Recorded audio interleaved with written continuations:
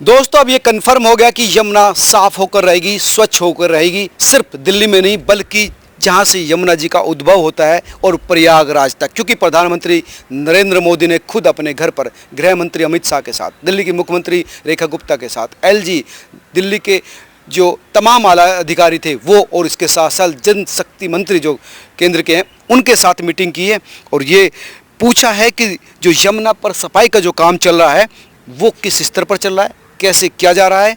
मैं इस समय वासुदेव घाट पर हूँ, जो दिल्ली का सबसे स्वच्छ और सुंदर घाट है। आप ये देखेंगे नज़ारा तो यहाँ पर बहुत अच्छी तरह से इस घाट को डेकोरेट किया जा रहा है।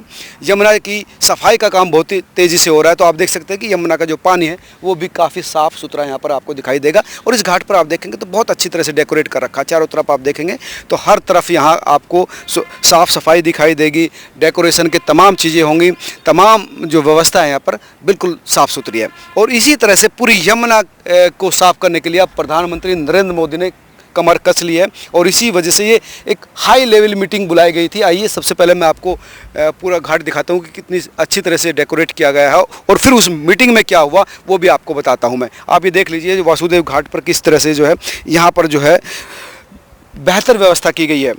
इस मीटिंग में अगर प्रधानमंत्री की जो 7 लोक कल्याण मार्ग पर हुई थी उसमें ये पूछा गया कि भाई किस तरह से काम करोगे। जो एजेंसी इस समय सफाई के लिए काम कर रही है उस एजेंसी के बारे में पूछा गया कि जो एजेंसीज है वो किस तरह से काम कर रही है। और ये सिर्फ ये नहीं कि अब क्या चल रहा है, भविष्य में अगले 3 साल तक किस तरह से काम होगा, क्या क्या काम होगा, कौन कौन सी एजेंसी को क्या क्या काम सौंपा गया है, वो तमाम चीज़ें प्रधानमंत्री ने पूछी।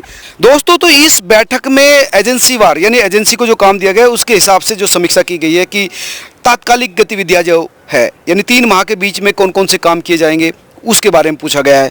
और मध्यम अवधि की जो कार्य अवधि है यानी जो 3 माह से 1.5 साल के बीच की कार्य योजना है उस पर बातचीत की गई। दीर्घकालिक यानी 1.5 साल से लेकर 3 साल के बीच में कौन कौन से काम किए जाने हैं वो कब तक फाइनल हो जाएगा, उन सारी चीज़ों के बारे में प्रधानमंत्री ने पूछा। ड्रेनेज प्रबंधन, ठोस कचरा प्रबंधन, सीवेज प्रबंधन, सेप्टेज और डेयरी अपशिष्ट प्रबंधन यानी ग्रामीण क्षेत्रों में जो डेयरी होती है वहाँ पर किस तरह से उस वेस्ट को यूज़ किया जाएगा, किस तरह से उसका निपटारा होगा, वो तमाम चीज़ें पूछी। यानी बहुत माइन्यूट स्तर पर, बारीक स्तर पर प्रधानमंत्री ने जो दिल्ली के अधिकारी है, सेंटर के अधिकारी है, मंत्री है, मुख्यमंत्री है, उनसे पूछा। ये सिर्फ 3 माह से लेकर 3 साल के बीच का जो पूरा ब्यौरा है प्रधानमंत्री ने उनसे मांगा है।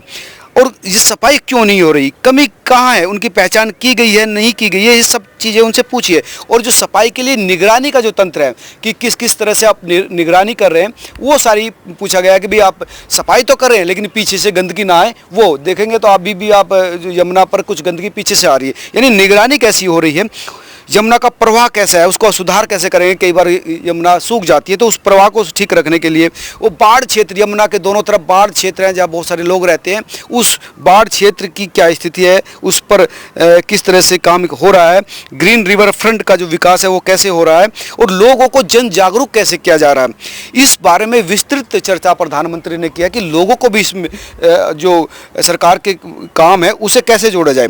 और दिल्ली में पेयजल की जो संकट होता है, पीने का जो पानी का संकट होता है वो बहुत ही बड़ा लेवल पर होता है, त्राही मच जाती है गर्मियों के दिन में। तो वो संकट पर भी प्रधानमंत्री ने दिल्ली के अधिकारियों से, मुख्यमंत्रियों से पूछा कि पेयजल की क्या व्यवस्था है, लोगों को पेयजल मिले इसके लिए क्या किया गया। और इसलिए आपने देखा होगा कि 1100 के करीब टैंकर जो मुख्यमंत्री रेखा गुप्ता ने अभी दिल्ली को दिए हैं नए, तो ये उसी कार्य योजना का हिस्सा है, पेयजल यमुना सफाई। और यमुना को पूरी तरह से एक इकाई मानने की बात की है कि यमुना को पूरी एक इकाई माना जाएगा। ये नहीं कि दिल्ली में साफ की जाएगी, जहाँ से यमुना हरियाणा के हिस्से वाला यानी यमुना जी जहाँ से शुरू हुई है वहाँ से लेकर दिल्ली का 22 किलोमीटर का जो हिस्सा है और फिर ब्रज क्षेत्र जो मथुरा है, वृंदावन वाला क्षेत्र, उस क्षेत्र से लेकर प्रयागराज तक का हिस्से को प्रधानमंत्री ने एक इकाई माना कि पूरी यमुना को हमको देखना है कि कैसे सफाई हो। और प्रयागराज में जो परिक्रमा होती है उसको भी इससे जोड़ने की बात की गई है कि प्रयागराज में जो परिक्रमा है उसको भी इस यमुना सफाई से जोड़ा जाएगा।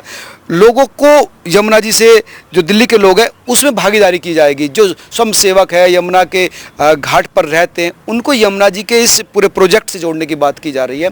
और सबसे महत्वपूर्ण बात है कि स्पेशल रूप से ये कहा गया कि छठ जब मनती है तो लोगों को साफ स्वच्छ पानी मिलना चाहिए, लोग खुश होने चाहिए कि वो बेहतर छठ मना रहे हैं। यानी छठ को लेकर भी उन्होंने अधिकारियों से, मुख्यमंत्रियों से ये बात की है कि जो छठ पूजा है उनके लोगों के जो अनुभव है उसमें सुधार होना चाहिए और लोगों के अंदर सम्मान पैदा होना चाहिए यमुना जी के लिए।